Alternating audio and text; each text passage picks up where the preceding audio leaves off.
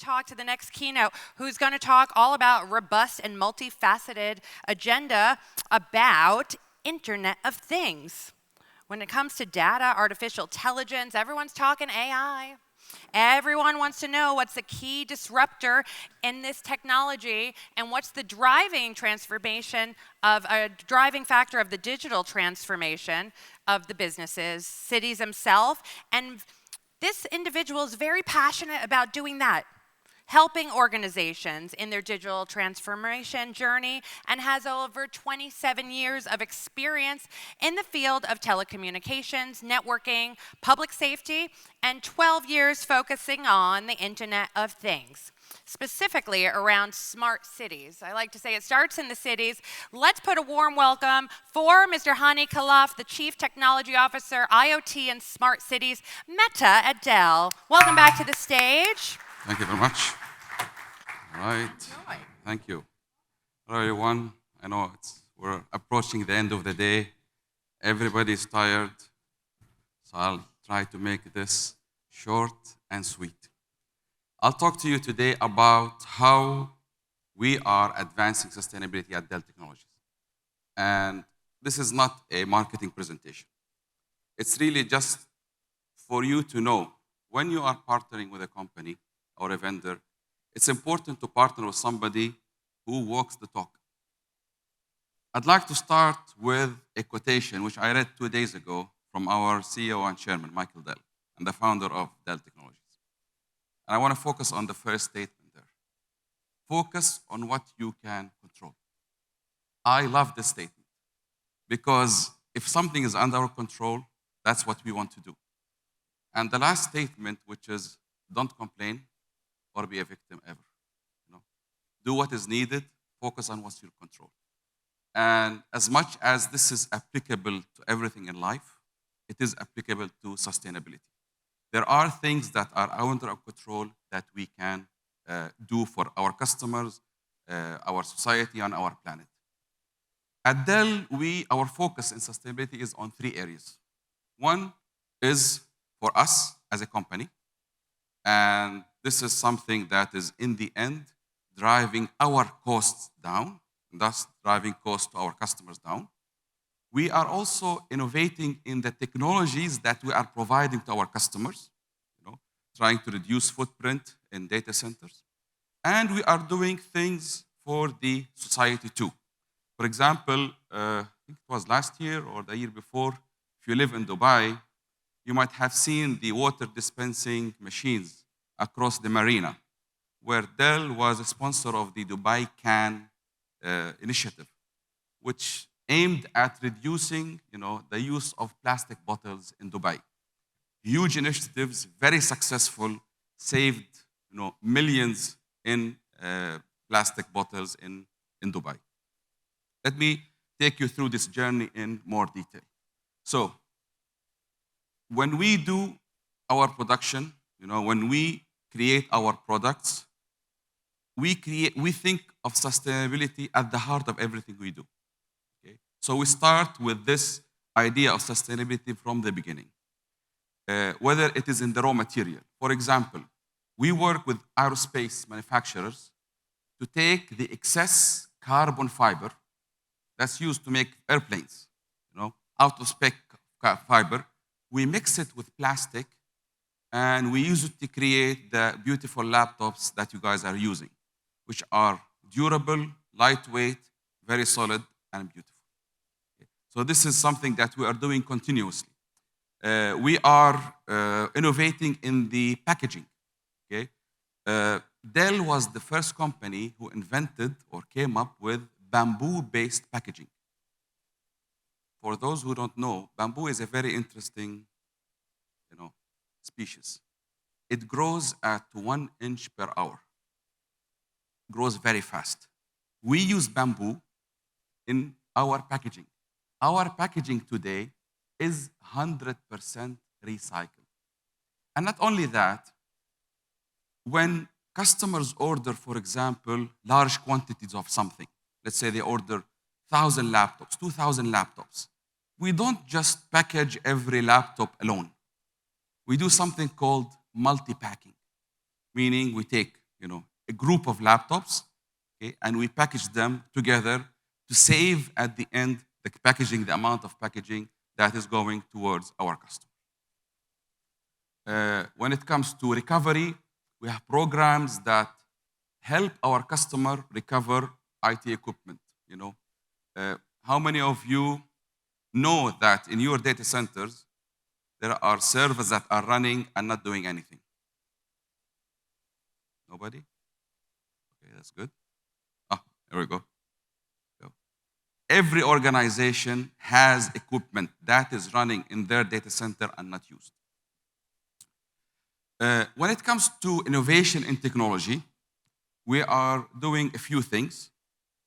Data centers contribute to the carbon footprint in our world, and at about actually 3% of the carbon footprint in the world is from data centers. And this is equivalent to the airline industry. So the whole airline industry, data centers, equivalent, carbon footprint from both. So there are things we can do in data center to reduce the carbon footprint. We're driving innovation, for example, by enabling as a service, offerings. So PC as a service. Do not buy the PC, lease it. When you're done with it, Dell will recover it and give you a newer model. Actually, we are even doing innovation in the building of the laptop itself. We came up with something called Concept Luna. And if you visit the Dell Technology Forum in January, you're going to see this. A laptop that is built from modular components that can be interchanged without screws. You can just disassemble the laptop, change the processor if you need to, okay, or the cooling unit, or the keyboard as a user, without having to contact Dell. Still a concept, but we see this as one of the future technologies of end devices. As I said, we use lots of recycled materials from carbon fiber. In some of our screens, the screens that we make, and laptops, 70% of it is recycled plastic. One of the sources we get this plastic from is the ocean. So Dell created an organization called Next Wave. We partnered with big partners around the world. We are recovering plastic from the ocean and putting it back into the industry. One of the places that this plastic goes is in our screens. We're also using bioplastics even to reduce the dependency on fossil fuels. When it comes to circular economy, we're doing also a few things. Dell committed that by 2030, for every product the customer will buy, we will recycle or reuse an equivalent product. 100% of our packaging is recyclable. And lastly, more than half the content in our product is from recycled or renewable material. When it comes to data center and innovation in data centers, I mentioned on the panel some of the technologies, but there are a lot of things that can be done in data centers. The way data centers are built today is inefficient, simply. Depending on air cooling in the era of AI and generative AI will not help us come close to our sustainability goals. So we have to do things in a different way. We have to start at looking at liquid cooling, immersion cooling. We have to have the courage to test and try these technologies. These are not new technologies. They are adopted in North America, in Europe, even in India. We have a big customer who's adopting them. We are trying to push this and get this adoption in this region, which is very energy hungry, because of the cooling amount that we need to use in data centers. This is how this immersion cooling works. Simply like the radiator in your car. So the servers are completely immersed in liquid. Some dielectric, non-conductive liquid and oil. The oil extracts the heat from the hot components of the servers. then it is sent out, cooled down, and sent back. Very simple technology, yet very effective. With a technology like this, you can achieve up to 50% lowering in your energy consumption, up to 80% lowering of your water consumption. You will increase the lifetime of your servers because they are running in constant temperature 24/7. And more importantly, they don't get any dust on them because they are immersed in liquid. Somebody might ask, so how do we maintain them? I guess the picture here on the slide will show you how maintenance is done. You simply pull the server out, let the oil drain, change whatever components you need to, and then immerse it back into the liquid. In addition to this, because this technology does not require special data center infrastructure, you can simply put it in a room like this one. There's no raised floor, there's no air flows, okay? There's no cables above the equipment. It's just this tank and liquid in it, the servers inside it, and a water pump, or a small pump, not a water pump, a pump to get the liquid out and back in. Another innovation that we're doing, and this is still a concept, but I want to show it to you, is how do we help our customers report on their footprint, on their carbon footprint and their consumption. So we are working on a project to embed a technology in every piece of equipment that we make that will automatically collect this data, okay, send it to a central server, and allow the customer to easily get the reporting on their carbon footprint from our servers and our equipment, whether it's storage, servers, gateways, etc. We spoke about as a service. Okay? We recently introduced about 2 years ago Apex, which is anything as a service, storage as a service, data backup as a service, data protection as a service. Again, this is helping our customers buy and consume what they need while having the security of doing it in their own premise. And this is extremely important today in the era of generative AI because there are lots of data that you would not be willing to take outside your data center. Yet you want to run generative AI, which is compute heavy in your data center. So how do you do it? You do it with a model like this, where you buy the capacity that you need and you expand or go smaller as you need. Recycling services, one of the also services that we offer is recycling services for our customers, recovering the equipment. And we don't just recover Dell equipment because that would not be very efficient. We recover any equipment that the customer has.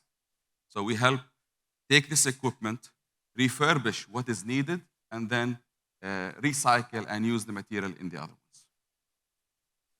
Wow, time's up, and I'm almost done.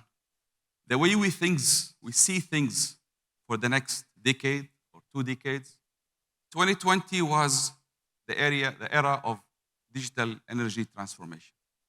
We're moving to solar, renewable energy, although in a shy way. The 2030s, we're going to see an acceleration of this and scaling of decarbonization. And the 2040s, we're going to see a complete transformation of the energy ecosystem and a huge dependency, hopefully, on renewable energy. Thank you very much and have a delightful evening.